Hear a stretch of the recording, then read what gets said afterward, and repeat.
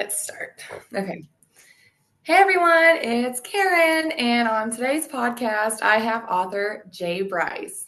Welcome. How you doing? Good. How are you, sir? Doing well. All right. Thanks for having me on So, today. of course, I am so happy that you accepted my request to come on. I saw that you were an author, and I instantly was like, "Oh my gosh, I gotta have him."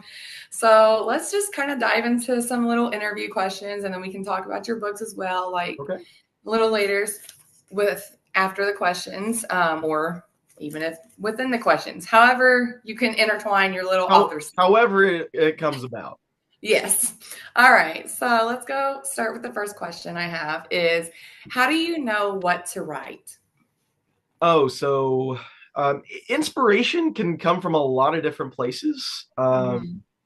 And I usually have, you know, a couple ideas kind of bopping around the head at any one time. Uh, and I think what it comes down to is because I usually don't write stories more than one story at a time. I usually kind of focus on one. So it kind of comes down to which one is the one I've got. I have an image or a scene that there's something vivid. There's a Mhm. paragraph that I know what this moment has to be, and then I can build around that. So whichever one kind of becomes vivid first is the Mhm. one that ends up being written first. Uh, but but the inspirations come from everywhere. One of the key things I tell people cause I teach and I'm actually the creative writer club uh, Oh, sponsor. And when nice. they ask, well, for what can they do, and the answer to that is read. Yep. And because those ideas get from all the different books. I mean, like this summer, I've read wide range of books. I've read some classic literature. I've read some science fiction. I've read Mhm. some nonfiction on golf history. Oh. So I mean, all over the place. But all of these things that you read over time, and then plus your own life experiences, get jumbled all up into your brain and come out at different angles with different that are brand new stories. And you're not, if you read widely, you're not really you are creating new things that are influenced by other things, but you're not imitating. And that just comes from both practice, but also opening yourself up to as many wide influences as possible. I completely agree with, like you said, have wide variety of everything within your writings and books and stuff. But for me, for my writing, because I'm not a published author yet, but I We'll get plan there. on trying to do it. I'm trying to get there.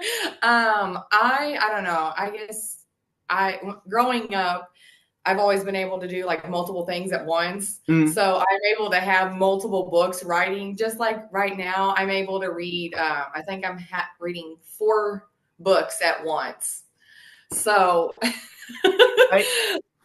I, I can read a couple books at one time, but usually even my reading will end up becoming just one book at a time.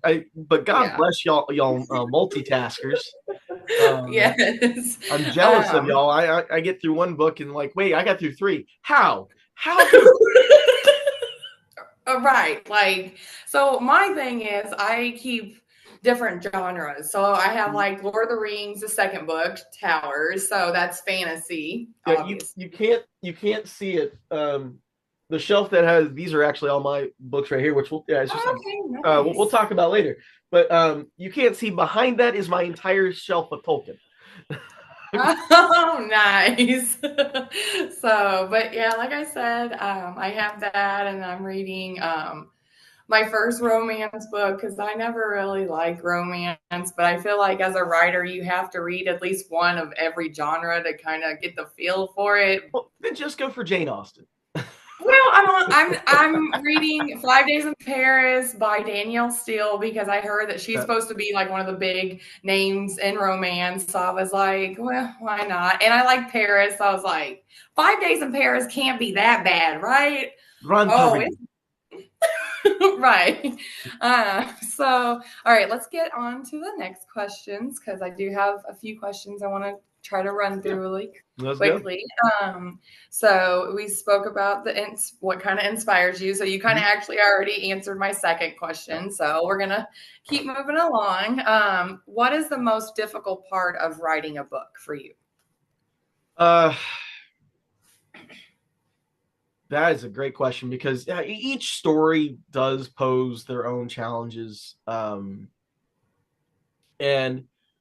for me, because oftentimes I'm starting with a scene, because I wasn't, you got the phrases, planners versus pantsers.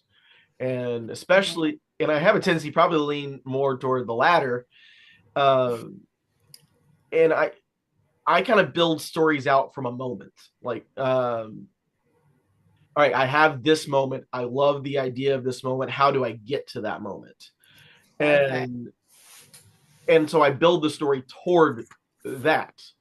Sometimes I write that scene out first. Sometimes I'm building out. I won't write it till I get there, but that's where I start. And so sometimes you do just go, wait, how the crap am I? I've got to get to point C, but I don't know how to get to point B. And that can create some writer's block there. And then sometimes, focus is the thing you got to have, and you've got to keep you have to force yourself to write. As much as we like to think that, writers just write and that's just what they do. Right. We have to, we have the internet like everyone else. So we want to go down those rabbit holes and social media and what, are the Braves on tonight?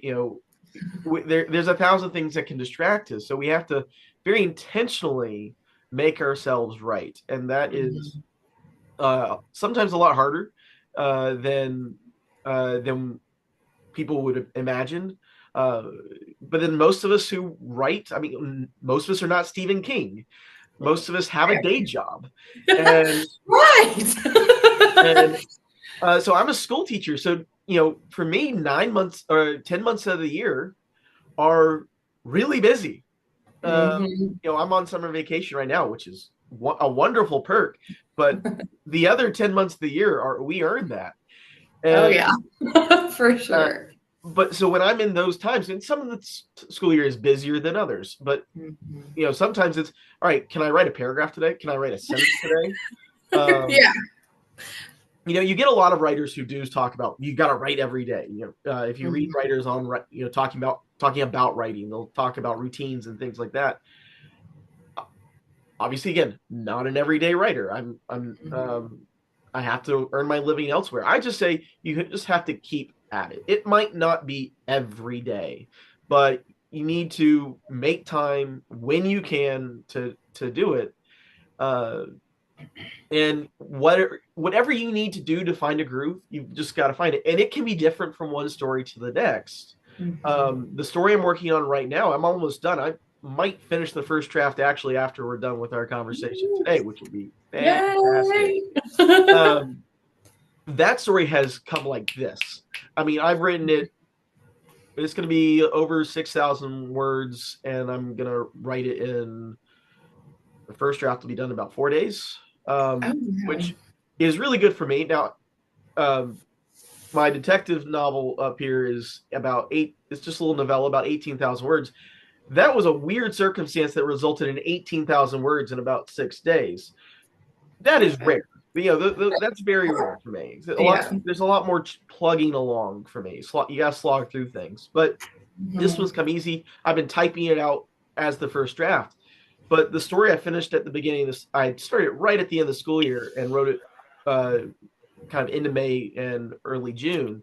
The reason that got done is because I stopped typing and took a yellow legal pad and started going to the coffee shop.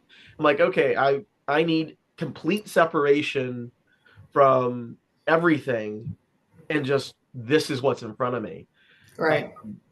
And so that, again, each story's got a different challenge. You've got to find a groove, and you've got to keep forcing yourself to come back to it.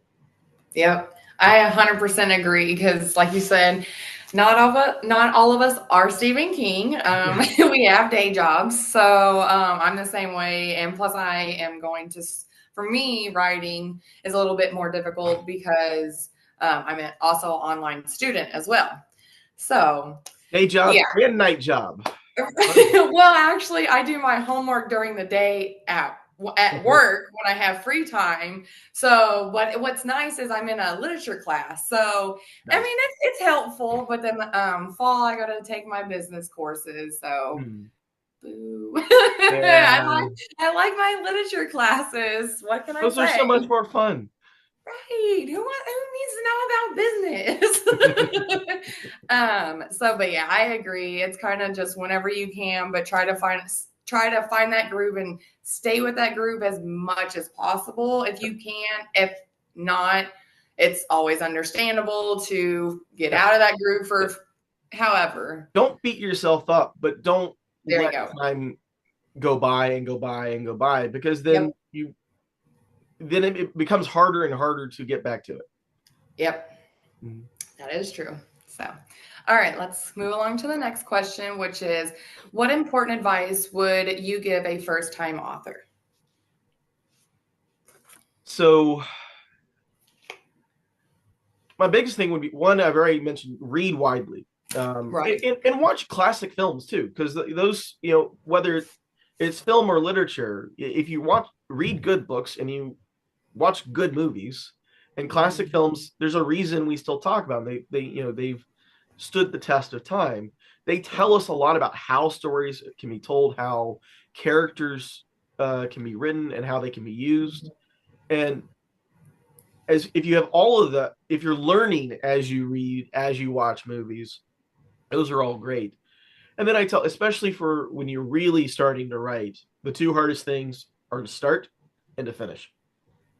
uh, Start, you got to have confidence. You got to say, Right. all right, I've got an idea and it's worth telling. And you do have an idea and it is worth telling. So go ahead and do it. But you've got Yeah. to get your cycle over yourself psychologically to do that. And then once you start, you then you're going to be discouraged. You're going to say, I can't figure out what to do next. I wrote a page and I hated everything on there. I'm going to delete it all and Yeah. try again. Actually, my sci-fi story, that's one reason I ended up that I wrote the beginning of the summer. The reason I went to the legal pad was because I wrote a whole first page. I'm like, I like the world that I'm in, that I'm creating, but nothing here should be the story. It all Hmm. needs to be deleted. So I basically went to the legal pad because I was really starting over, um, almost from scratch. So you're going to hit those moments, and you have to say, all right, it's fine. We had a setback today, but we're still going to get to the end. Yep. Yep. And that is true. Mhm. So, moving along to the next question is what are your favorite books to read? Besides your own, obviously. Do we count as reading our own if you write them? I guess so. I guess the Oh, editing the editing process, I guess, is reading your own. yeah. Um, I have uh, a lot of stuff I love to read. I do have a pretty eclectic reading list. I do enjoy reading classics, and the new stuff that's published today. It has to catch my eye for I'm not out there um, really looking for stuff. So it's me perusing the bookshelves at Barnes and Noble, going, "Oh, wait, what is this?" Right. And I'm on. A lot of people really like the flashy colors, the really artistic characters.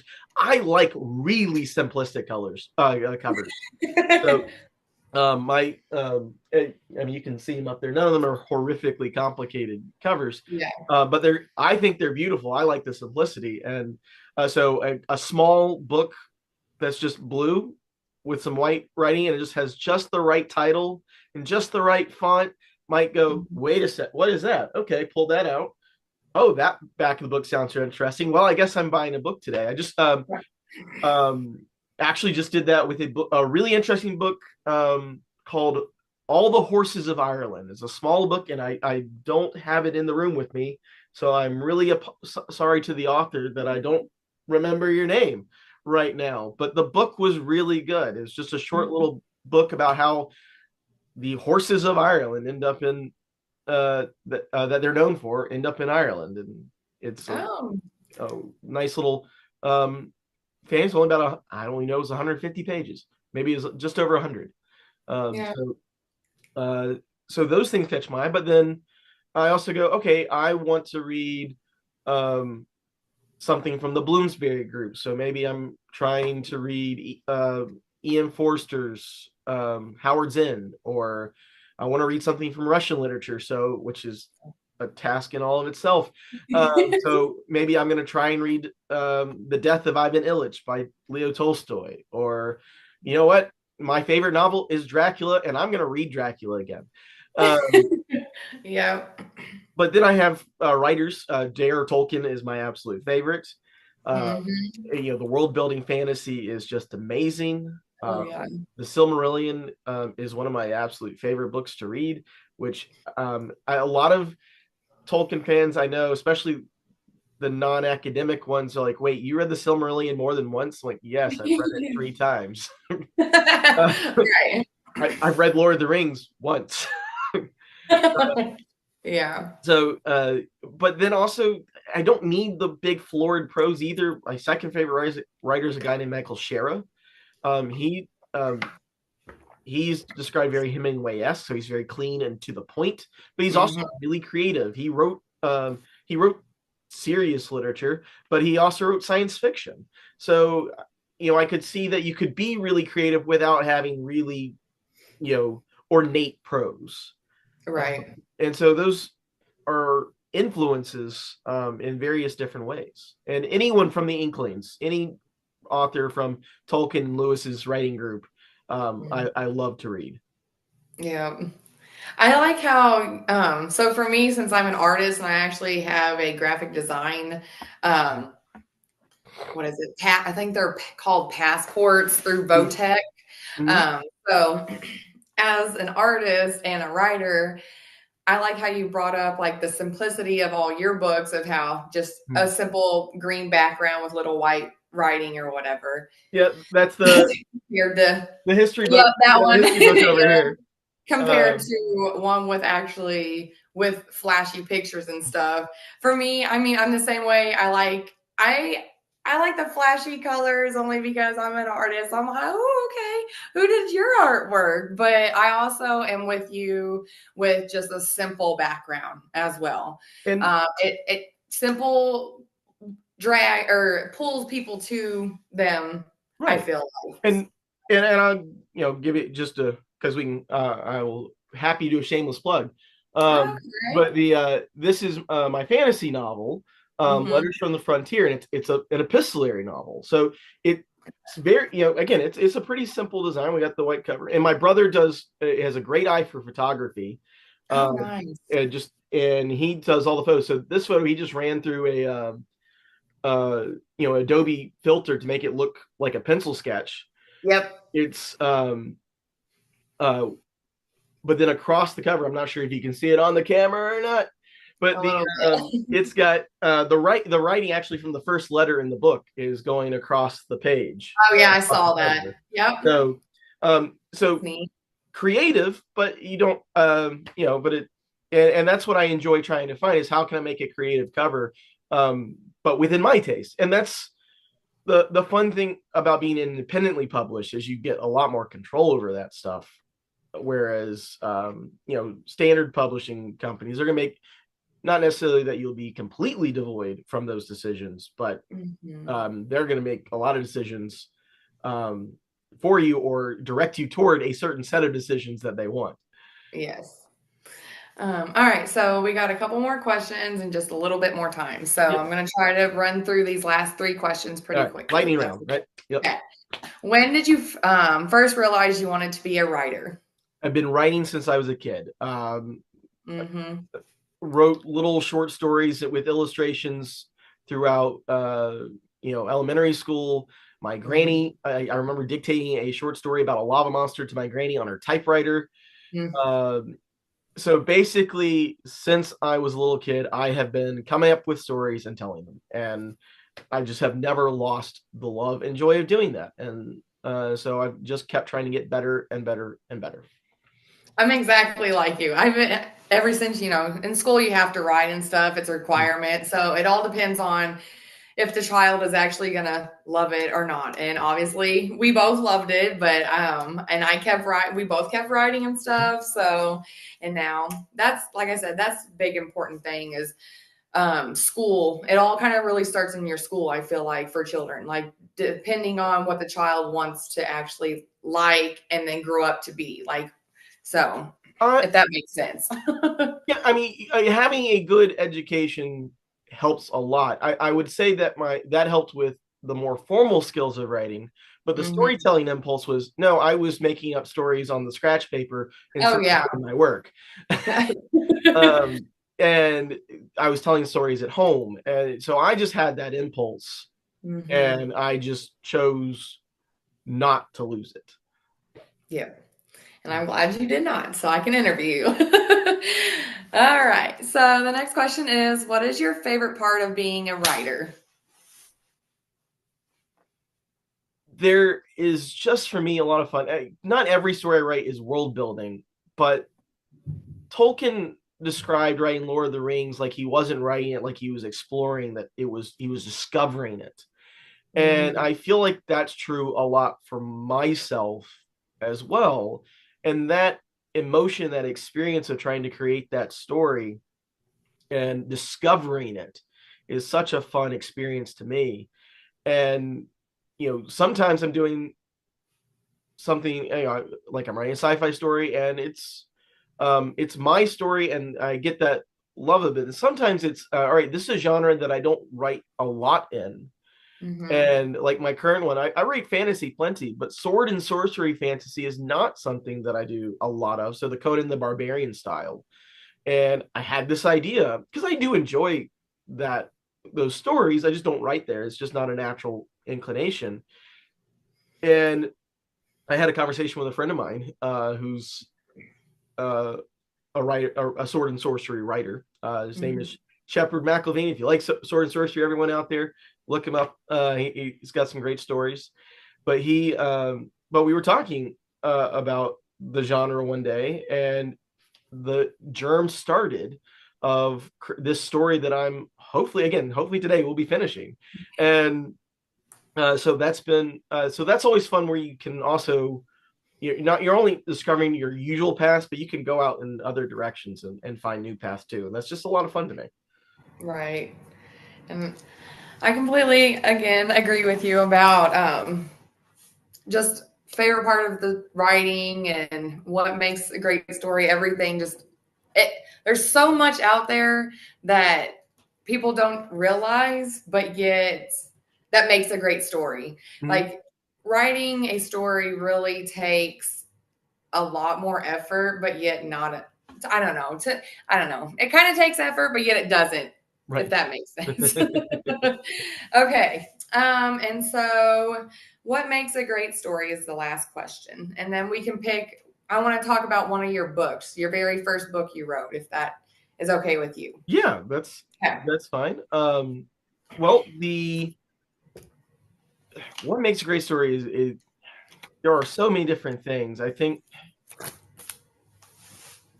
because I love Pride and Prejudice and I love Lord of the Rings. Those are two very different stories. Oh yeah. Um, but I think what they do and and I think all great books do to some extent is they give you your imagination somewhere to run. It can be within the relationship of Elizabeth and Darcy. It Mhm. can be Odysseus on the seas trying to make it home to Ithaca. Mhm. It can be trying to actually walk into Mordor, um, and it can be all these. But if it can unlock this world that you didn't think existed, and then tells you something, and not even because the writer meant to, but it tells you something about your life, and you didn't expect it coming, and so you get entertainment because stories should be entertaining. Hmm. Your first goal, I think, as a writer, isn't to say something. Your first goal is to entertain. But Yep. but hopefully, as you entertain, again, I think most time by accident, you should tell something. You should say something. Hmm. And so I think the great stories are the ones that say something profound, but it doesn't feel like they did. It feels like you got an amazing story, and then you start thinking about it, and you realize there's so much more to it. Those Hmm. are the great stories. That is true. All right, so let's talk a little bit about your very first story or book that you've wrote. You mean the novel or the short story collection? So Let's do the short story collection, and then maybe later on I could have you on for a part two, and we could do a book of the other one if you want to. we can talk about that. Okay. Uh, uh, so this was my short story collection, The Light of All Lights, which the title comes from actually Dracula. As I said, it's my favorite novel. There is a Nice. famous line in there where they're trying to kind of console Mina Harker after she's had a very traumatic experience with Dracula. And Van Helsing is trying to comfort her and says, kind of look around at these men who are going to do everything they can to save you and help you. And he says, there are darknesses in the world and there are lights. And you are one of the lights, the light of all lights. And while not completely true for every story, the idea of doing better, of helping other people, and being inspired by other people, is to be better, is something I think it's a somewhat of a through line through a lot of those stories that I curated out of what I had at the time. It was over about 9 years worth of short stories that I pulled from. Wow. Um, and I love to write short stories because novel writing is an endeavor that if you write the first draft in independent publishing, you're in control. But if you can go from a first draft to where you think it's ready to be published, in a year, that's really good. A short story allows you to, yes, you're going to come back and edit, but you can move from topic to topic, from story to story, at a Hmm. much more rapid pace. And you don't, for me, because I am eclectic. I write magical realism, fantasy, science fiction, ghost stories, gothic, serious literature, whatever that means. Um, and whatever story I have the inclination to write, I can go after it. And that can happen more rapidly. I mean, one story that I don't know if it'll get published before my next short story collection, which will probably be my next book, will be a short story collection, is a retelling of Gilgamesh in a post-apocalyptic setting. Um, and Okay. it's called End of the World Cafe. So those and again, hope it's a long one. So finding a home for it prior to a short story collection is not the easiest thing in the world, but Right. it's because length does make it harder to find publications that are willing to take a risk on writers. And Yeah. but those kind of stories though are you know why did that story happen? Because I like science fiction and I like ancient mythology. Right.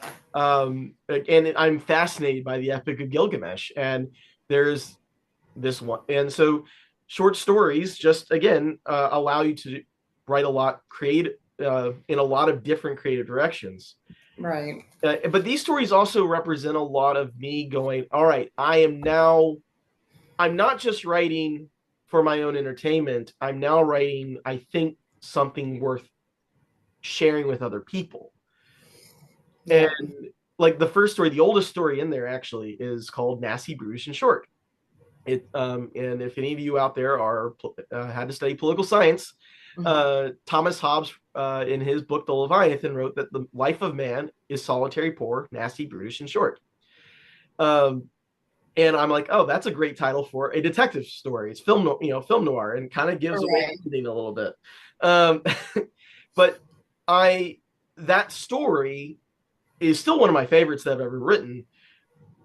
And last year, when I published Moonlight and the Tombstones, which is Okay. a small little detective novella. If you like film noir, this was a love letter to film noir.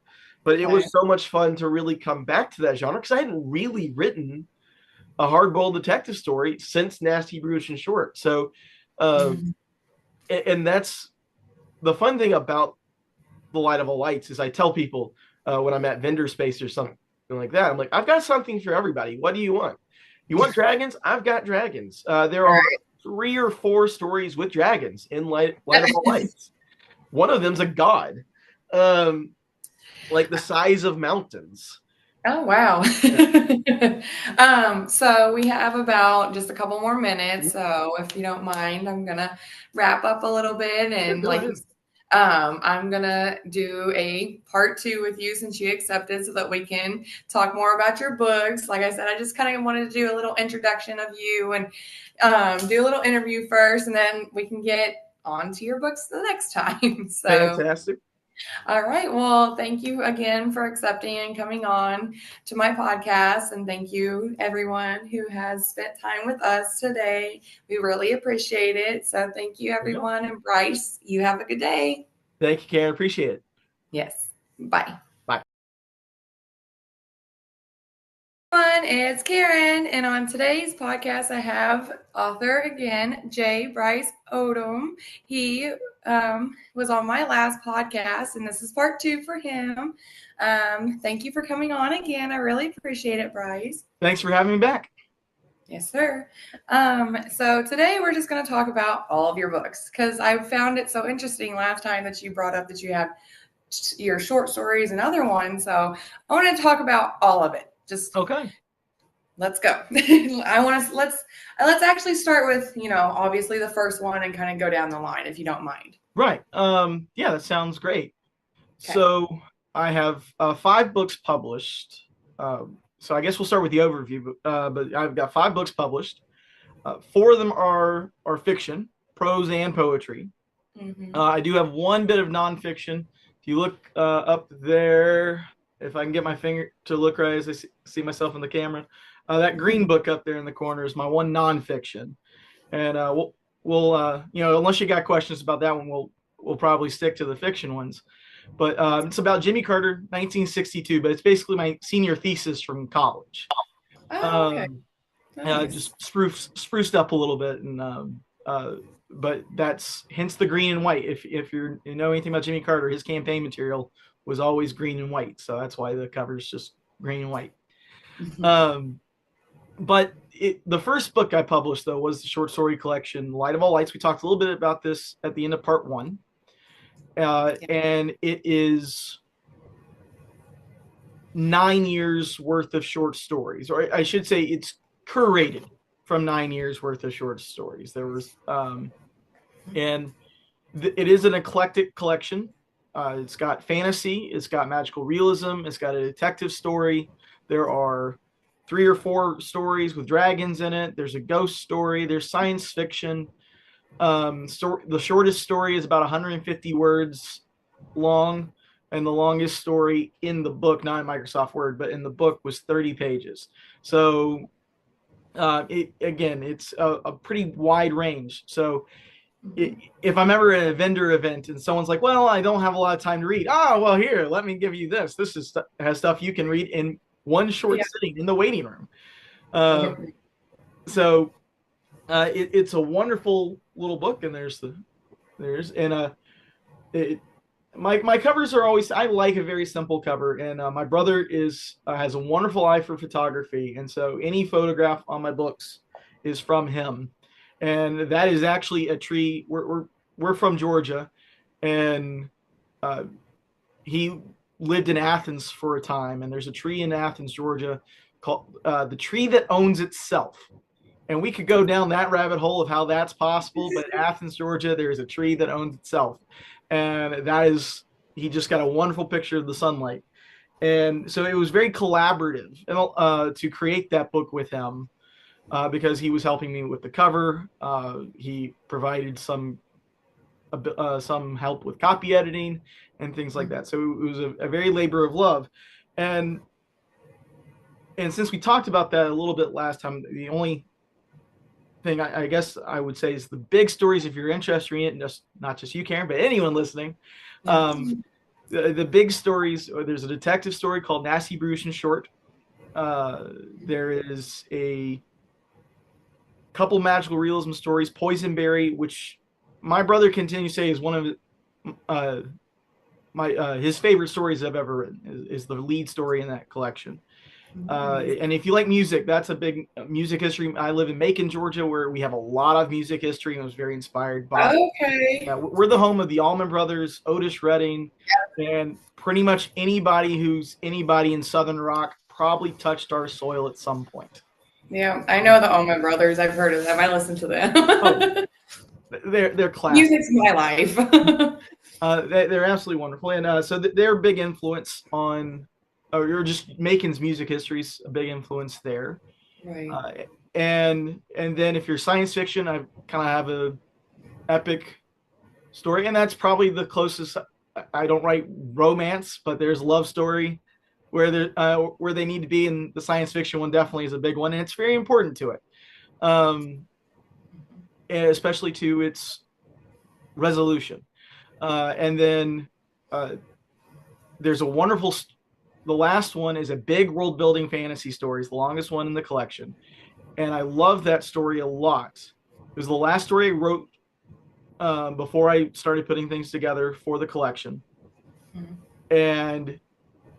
But that story came about because of my own students, and we were doing an activity where they had to make their own god. We were teaching. It was a class on humanities, Greek and Roman mythology and culture and philosophy and things like that. And they were having to make their own gods. They go, Mr. Odom, we're having to make our own god. You should make one. So on the whiteboard, I made this dragon god named Sulfura. And I went, that's pretty good. And over the course of the school year, because it was a long one, over the course of the school year, kind of kept coming back to it until it was done. And it was very world building fantasy. So it was a lot of fun to write. And again, I've never written anything about a teacher. I kind of refuse to do that. It's where I live my life. I try and write not my life. So, but my students have on multiple occasions been inspirations for what has come out in fiction. So, in some way or form. So that's a wonderful collection there. And again, and I've told this story elsewhere before, so if, I don't have that big a bubble of people who follow me. So for those of you who haven't heard it, which is hopefully most of you, one of my students actually read the book, and she was very smart, so she was usually ahead of the game in my class. And they're working on some assignment, and she just raised her hand and waves me over. Okay, can I help? You got a question? Mr. Odom, I just read a story in a bar, which is the name of a story. And I go, okay, did you like it? Who hurt you? No, nobody hurt me. It's just a story. It's like, Mr. Odom, I read the story. Somebody hurt you. So, it's one of my favorite readers' reactions I've ever had. So yeah, my students continue to interact with my fiction in various ways. That is interesting. That's cute, though. I mean, that she analyzed your book that way and can see who hurt you, but nothing. Like we all have a different perspective on books, and that's kind of neat. She's an avid reader, and she's developing a good talent as a writer too. So hopefully, one day she'll be, you'll be continuing doing these, and you can have her on eventually. Oh, okay. I hope so. One day, whenever she gets there. My next book is called Grain of Sand. It's a very thin book. You can see it's a very thin book. But this is actually the book for how I got into indie publishing. It's the second book, but it's how I got in there. because my brother was, as I said, he's one of my people who will edit for me and read stuff over. And I was submitting 5 poems to one place and a long narrative poem for a contest. Neither worked out really in terms of winning anything, but he had these files, and they were all poetry.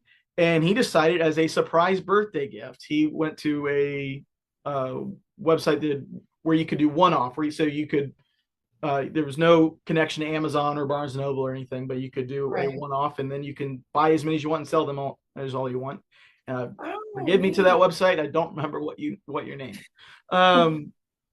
But as a birthday gift, I opened up and suddenly had a book with my name on it, and which was just an absolute. I was flabbergasted. I had never published any. I had one thing published at that point, and so it was a really wonderful surprise. And what we did after we did the short story collection is I wrote an introduction, and we had to change a little bit on the formatting when we switched over to the Barnes Noble one, but that's how this book came about. And if you like King Arthur, if you were a fan of King Arthur, this is the book I keep trying to get people to buy when they say they like King Arthur, because the big narrative poem is called The Chains of Camelot.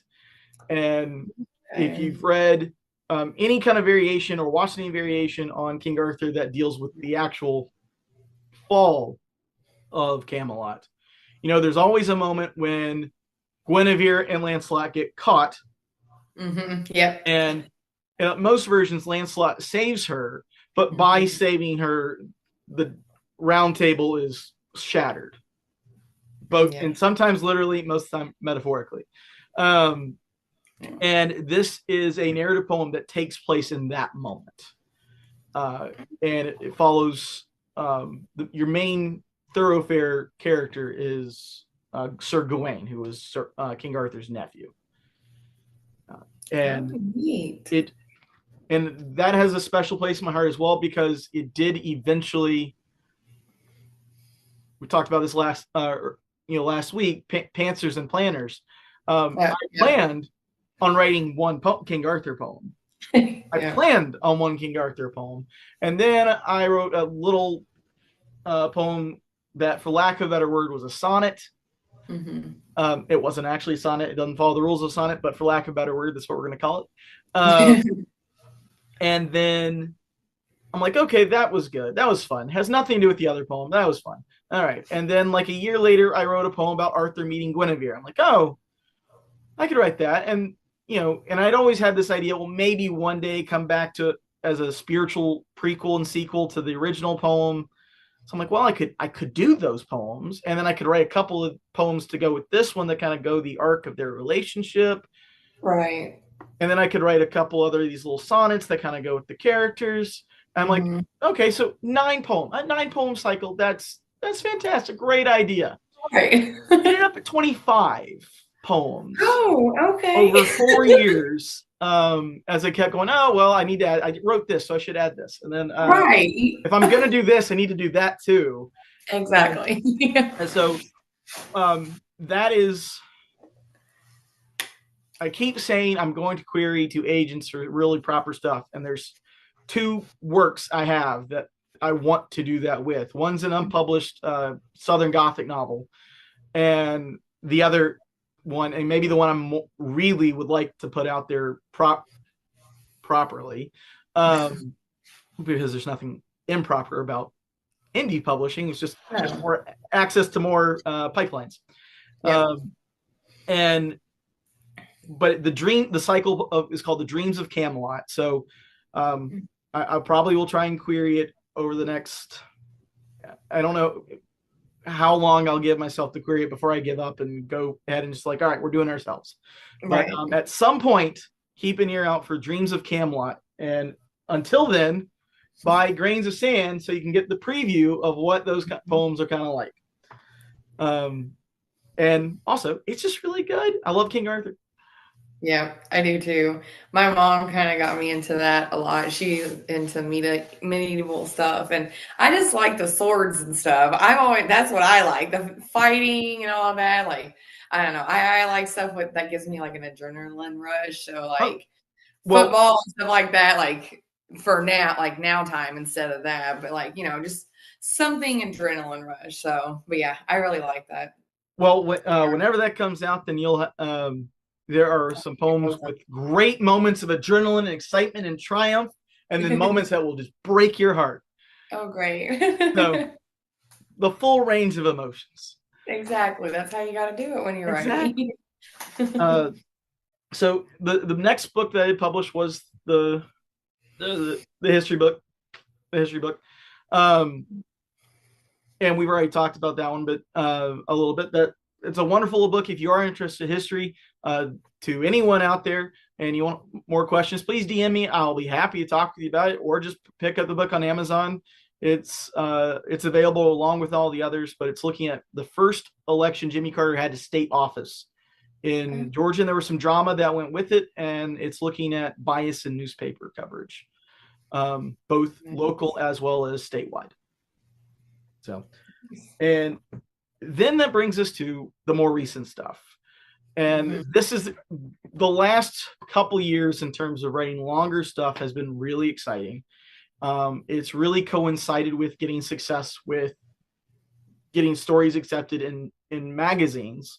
So for the last couple years, as much as my bubble is still remains somewhat small, and by somewhat I mean is, uh, it has really felt like I've been starting to achieve and not just, okay, this is my hobby that I do because I love it and will continue to do it regardless of success levels, but that there's been actually some recognition, I guess, that I can point to, like, okay, yes, there's something good happening.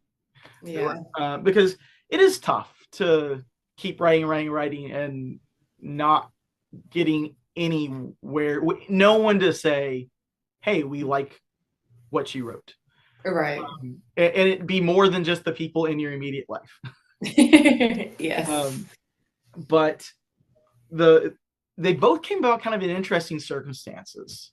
So I was in a really major rut. I had finished a novella that I think probably I'll end up self-publishing. I might query it along with Dreams of Camelot, but I think I'm going to self-publish it. But it came out of I wrote it after COVID, and there's definitely some influence there to that. But then I'm like, I finished it, and then I couldn't write anything.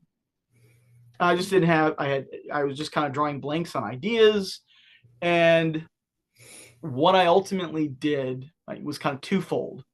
One, I gave myself a challenge. Like, Brice, you got a YouTube channel that because you have a YouTube account. Just to keep thinking about writing, talking about writing, let's do a YouTube channel about literature, and you got to make a post every Sunday for a year. So 52 videos, and took a lot of playing out, and it really helped. It started getting the brain working again. I was creating stuff. I had a couple radio plays in there. So one's a Western, and the other is a horror play. They're both about, I don't know if either one hits 20 minutes, but they, the first one's called Imminent Domain. It's a Western, and I did all the voices. Oh, we were, we were probably out of lockdown by that point, but still doing a lot of social distancing. Yeah. So, I wasn't having people come over to my house. And so I did all the voices, and really having to change my voice completely, going high, Oh, yeah. low, giving a little extra accents to them and things like that. And when I finished, because the villain had a real deep, gravelly voice, and kind of down there in this range right here, how dare you? And when I got to the last scene and did the last take, there were no other takes possible because especially the villain's voice had wrecked Yep. my throat, and there's nothing left. Yeah, I guess so. And so I think his last line was, let's see, "Get off my land." I think that was his last line, and then gunshots fire, and Yeah. so those aren't published in proper writing, but go to, if you're interested in those stories, the YouTube, they're on my YouTube channel. There's a playlist called Two Parters, and there's a part 1 and part 2. And the same thing with the horror story, which was a lot of fun to make. And that one was later on in the year, so we were out of social distancing. We were still being careful, but we were out of social distancing. Right. And I had no problem inviting people in my house. And so that one I cast it. I got friends who helped. I did one of the roles. My brother played one. There's multiple antagonists in it, and my brother, who loves to put villains in fiction, he got to be one of the main antagonists. And he you don't, it's a radio play, so you don't see anything, but he eats the scenery. He chews the scenery. It's great. He does a wonderful job. And it's called oh wow, now I gotta say not House of the Banshee. It's about banshees. Wow, I'm blanking on the title of my own story. The Halls of the Banshees. There it is. Halls of the Banshees. Nice. So that turn was a lot of fun because I wrote the script, but then we were all, okay, hold on, can we make this slight twist? Either because I'm just having trouble with the line, or we just need to reemphasize something. So that was really fun and collaborative. But all of that year of doing all that stuff got things going, and I had some ideas, but I was struggling to get to, all right, this is what I'm doing next. And November was coming up, and November is National Novel Writing Month. There's the official challenge, which is 50,000 words in a month. I am a school teacher. I cannot do 50,000 words in a month. Right. We have full-time jobs. Right. Not going to happen. Exactly. I've been in sales before too. If I was in sales, then maybe I could have done that. But in teaching, there's brain power, not happening. Right. It's gone at the end of the day. And so I said, all right, well, I have this idea of an epistolary novel. Mm-hmm. So it's a fantasy story told in letters, and hence the name of it, Letters from the Frontier. Yes. And I said, well, let's do National Novel Writing Month, but we're going to create our own goal. So we're doing it unofficially. And so my goal was 5 letters a day. And as I did 5 letters a day, the story kept building, though I realized very quickly the story wasn't going to work. As I originally had the basic plot outline in, it was not going to work, especially as an epistolary novel. And that was by like day 3. There's 30 days in November. So it became a very improvised story where I was really pulling stuff from everywhere to come up with plot points and names, and every captain in every person who's got the rank of captain has some connection to Star Trek in his name. Either the actor or the character. It's usually an actor or a character but yeah, just made so many connections to Star Trek for captains' names in there. But all the names were pulled out of everywhere. But it was having to move it along, balance moving the story along with creating reality, doing real world building as we go, and then also pulling it in for a landing on November 30th. And really and trying to keep pace. So there's a series on the YouTube channel. There's a series of videos because I was using social media as a way of, I didn't really care if anyone was watching or reading the Instagram posts, but I was using it to keep myself honest. Like, okay, I'm behind pace today. All right, so I've caught up today, and that kind of stuff. So it came out really well. So it was a month for the first draft, and I did spend a year editing it. before it came out. And then, so that was it came out in November of 2023. And it has been, it's been pretty well received. It did get reviewed in a fantasy magazine, Crimson Quill Quarterly. It's gotten a couple Bookstagram, I think one Bookstagram review along the way, and the feedback from the people who have read it has been very wonderful. I've gotten some great reviews there. One person said, "Hey, I actually been wanting to read fantasy again, and this helped me get back to reading fantasy." So that felt really good. That people who've read it have really enjoyed it. Yeah, that does. I'm the same way about when you said a little bit about COVID and stuff. I feel like some people kind of took it. I don't know. Because we all take things differently. So the way I took it was, since I'm an artist and writer, everything, I'm creative in all different shapes and forms. I was like, this is the perfect time that I don't have a job. Like, I can just sit at home and just write. Because at that point, I was still living with my parents and stuff. So, I didn't have to really support anything. I mean, yeah, I know most people didn't have that opportunity, that they lost their job and they had no way to make money and stuff. But for me, it was really good because I wrote consistently. I'm like, this is perfect. If I didn't feel like writing that day, I'm like, oh, we're painting today, or we're going to draw. Like, it was amazing. It's what I've always wanted to do. And then we had to go back to work. And I know. Dang it. Happy about that. But that, there was a lot of creatively speaking, there's lots of the again, I probably will end up self-publishing it sometime in the next couple years, if I don't query it. But the novella that I wrote in the aftermath of lockdown is about this giant monster coming out of the sea and slowly making it toward the city. And our main characters are stuck in a room in the capital city. Oh gosh. And waiting for death to arrive. So I can't imagine how being in lockdown and stuck in the four walls of my house, waiting for death on the outside. I can't imagine how that created that book. Can't imagine. That's a really good thought, though. I didn't even think about, like, I mean, I did write a few little poems about the disease or whatever, because during that time, since music is really big for me, I listen to music pretty much 24/7. I have to have it just even if I'm not listening to it, background noise and stuff. But at that time, I listened to Bring Me the Horizon. I don't know if you know their band, but kind of like emo. But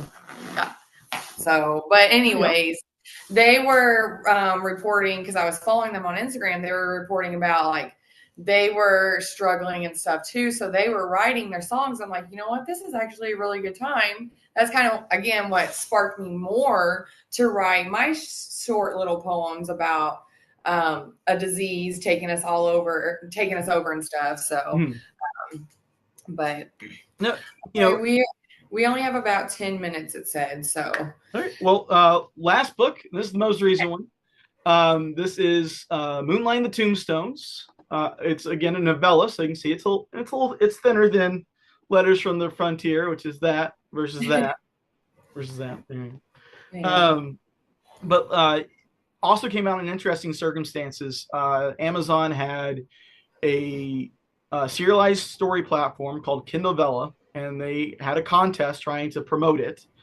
And I had no clue about either the contest or the platform, actually. And a friend of mine who I used to work with sent me, "Hey, have you heard about this contest?" And I was looking into it, and it had a 2-month window to write in. And she sent it to me halfway through. And 2 days before students showed up. Oh, no. And I'm like, and it had to be a minimum of 10,000 words, and it had to be 10 chapters. God. So I'm like, well, my first thought was, okay, this will be something I'll try next year. Yeah. I'll come in prepared next year. And then I was like, well, Yeah, nothing. I don't have any other idea. Let's just take a look at it. Let's sit down with it tonight, and if we can come up with an idea, we'll see what we can do. If we can Right. really come up with something. And so I was brainstorming. I was actually thinking about like a werewolf. I was literally brainstorming in titles, and I was like, well, maybe a werewolf story. So what would that be? That'd be like Moonlight and Moonlight and the Tombstones. And then as soon as I said, it, I'm like, nope, that's a detective novel. That's film noir. Yeah. And See that. and I love film noir, Maltese Falcon, Chinatown. Love those movies, um, and the hardball detective kind of mystery. And I launched, I all the engines were working, and I mean realistically, I don't know if you know any teachers, but after the first couple days after the students come back, then the homework starts, and your life is gone for like a month and a half Yeah. and until things settle down a little bit as you get into the routine of the year. So realistically, I'm like, okay, I have 6 days. That's how long I have to write this. Yeah. And I wrote the entire novella, which came out to be about 18,500 words. So I blew by the 10,000 word mark, and I did it in 6 days. Ten Okay. chapters in 6 days. Yeah. Oh. And I've heard stories of people who do pump out drafts like that. I'm like, I'll never do that. And then so I'm like, oh, that's how it happens. Uh, and so, like, I think Casino Royale, I think, was finished in a matter of days. The first James Bond novel, I think, was written in a matter of days. Yeah. And so it was a lot of fun, the hecticness. But I woke up, I went to work, I came home, I ate, I sat down and I wrote, and then I went to sleep. And and it is, if you like film noir, this is the book for you. Highly recommend it. It's got a great detective. He's wearing a fedora, just like a good film noir. There's a beautiful woman, and we have no clue whose side she's really on. Like a good femme fatale. And the villains are pretty compelling too, I think. So it was a lot of fun to write, and both Letters from the Frontier and Moonlight and Tombstones, as well as the other three, are on Amazon right now. $12. All right. Well, thank you again for telling us all about those books. That was interesting. I'm really glad I thought of to do part two for this because I like learning about all the books and stuff. And there's a few of them I have my eyes on now for sure. So, Well, um, well, thanks for having me on, and thanks for just going. Yeah, just I have no questions. Just here, talk about each book as you go. I'm like, okay, here we go.